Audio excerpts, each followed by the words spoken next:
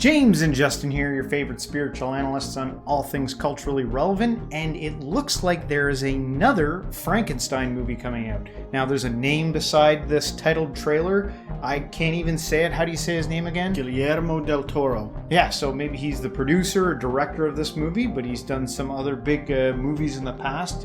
When we were looking up, you mentioned Hellboy 2. Yeah, I like that movie. Pan's Labyrinth, that Pinocchio movie, I think, that came out a few years ago. Yeah, so anyway, we won't keep you guys waiting. Let's get into it.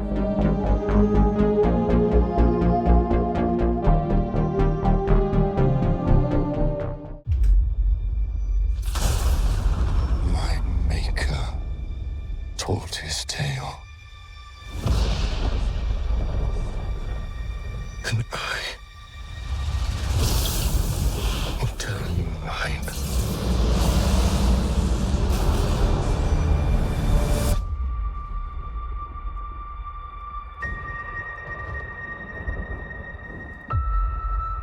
I remember pieces. Memories of different men.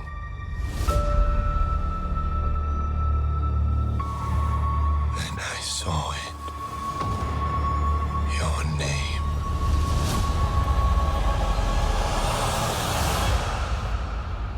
Victor Frankenstein.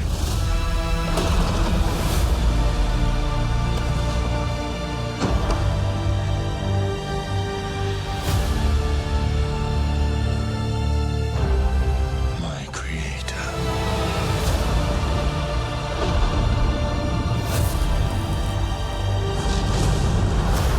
I demand a single grace from you.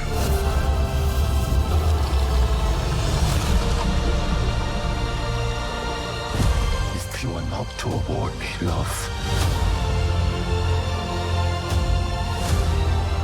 then I will indulge in rage.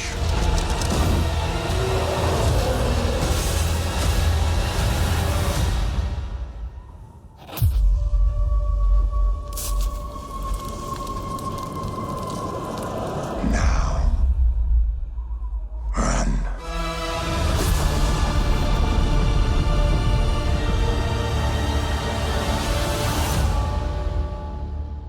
All right, when's it come out? October 17th. Very interesting to see the advancements of these movies over the years, taking these characters, these iconic characters, and, you know, evolving them and changing them with the new cinematography that they have over the years. Like I watched the latest Dracula. That was kind of an interesting new take on Dracula, the one that recently came out. I hope they do something kind of original with this story. Although the one that they did with Robert De Niro. Are you talking about the one with Count Orloff or whatever? Nosferatu? Nosferatu, yeah. I think they're making a Dracula, and I think the guy who played Helsing in the Nosferatu one's Helsing again in Dracula, and he's in the same actors in this. I wonder if he's like somehow Van Helsing in this too or something. All these guys run in the same club. I think. But interesting. I enjoyed the Robert De Niro one. It was pretty lengthy, that movie, but I thought it was all right. Mary Shelley's Frankenstein. Yeah, I thought that was one of the better Frankensteins.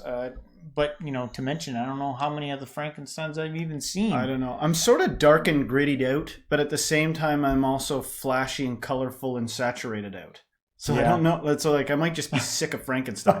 It's been going on for over 100 years. Yeah. But you know, just as a critique of like what I would do. Yeah. I feel like one of the cool things about Dracula would have been to bring back what was initially scary about it. And it's kind of a mean thing that's scary about it, but his grotesqueness would have been a thing. Like, and the fact that in the first movies of it, even if it doesn't reflect the book, in the first movies of it, I got the sense that what was terrifying was that he was inhuman. Like there was a kind of vacancy in his eyes. Yeah. And he's super strong, but like something that's strong and inhuman and not necessarily smart. Like all these, the Mary Shelley one and this one look like Frankenstein the monster is actually smart.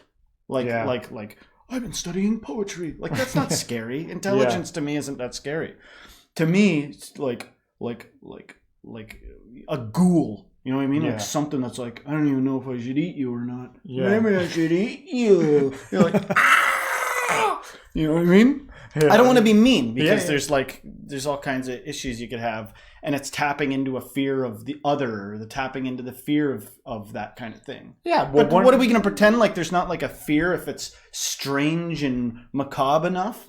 Yeah, there's a lot of themes in these movies. I don't know. I think one of the major themes that sticks out in the Frankenstein is the unacceptedness of Frankenstein. How people they know who he is, and then they put a distance between him, and they like. But that's what I mean. It's too political. The bottom line is people, non-intelligent people, are afraid of intelligence. They are afraid of otherworldliness and things that like question our reality we just got used to. Let's get pitchforks and kill this thing because it's different and it's a monster. Yeah. I'm sick of that. I want the fear to be something that reflects like a fear of nature. Like this is a force now that we don't understand because it's below us. It's coming up from below, not like controlling us from above. You know what I mean? Yeah, that's an interesting, well, good dynamic to throw into in a world where like everyone is afraid of the above thing coming down, you know, with AI technology. Yeah, it says playing God, and people go, that's not what it is at all. Frankenstein's like wearing cloths. He's coming to the, I already said though. I get this sense that he's clever. He like grabs the thing. He's confident he grabs it. To me, I'm just saying where we're at in society now, it would be more edgy for him to be like scary because he's like seriously stupid. You know what I mean? Like he doesn't know, and he'll just poke your eyes out like Lenny from Mice and Men. He'll pet you to death. You know what I mean? Break your neck. Kid is a fucking monster. You know what I mean? And that's kind of like a cruel thing. In real life, I'm not saying this should translate to real life. I think it's great what we do with people of all manner of ability and accessibility. I don't want this to turn into a PSA, but I'm saying I just don't want to be mean in that regard. Everybody's stupid compared to somebody else. Yeah. But Frankenstein has the potential to be like a beast among people, and that's what's scary because he kind of looks like a man. Yeah. Kind of looks like a human, but all of a sudden you're alone with him in a basement. Yeah. That's scary to me. And that's kind of more like what the horror in the 80s and stuff was like. I feel like we could recycle back to something like that now. Yeah. There's lots of lessons in these movies. Maybe another one, an obvious one from the Frankenstein genre, is the one of breaking the rules and doing something that most people would say isn't natural. Yeah. But that's what I'm saying. That's not natural. But that's what I'm saying I'm sick of. I'm sick of people harping on things that are it's going to get so goddamn wacky in the years to come. I don't want to sit there and I feel like that's yesterday's conversation. Yeah. That's old hat by now. It's strange. It's going to get weird. Things are weird. Well, it's good. I think there's a lot of people out there who probably haven't heard the thing. Like, it's constantly a debate point where they try to fight against the natural nature of something when someone's trying to break that boundary.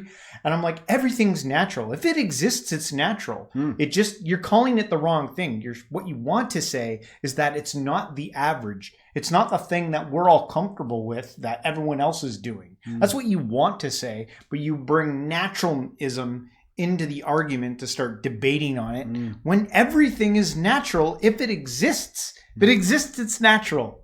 Right? Right.